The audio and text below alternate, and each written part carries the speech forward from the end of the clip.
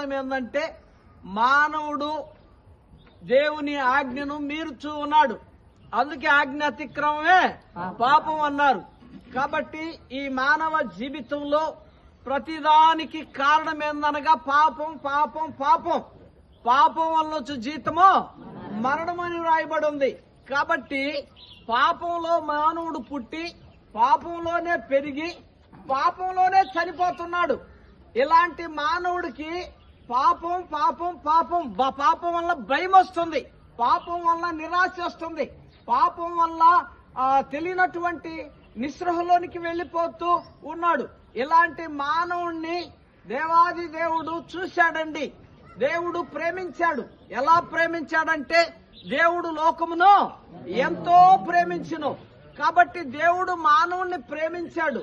అలాగే ఇర్మియా గ్రంథంలో చెబుతుంది, మా దేవుడు శాశ్వతమైన ప్రేమతో మానవుణ్ణి ప్రేమించాడు.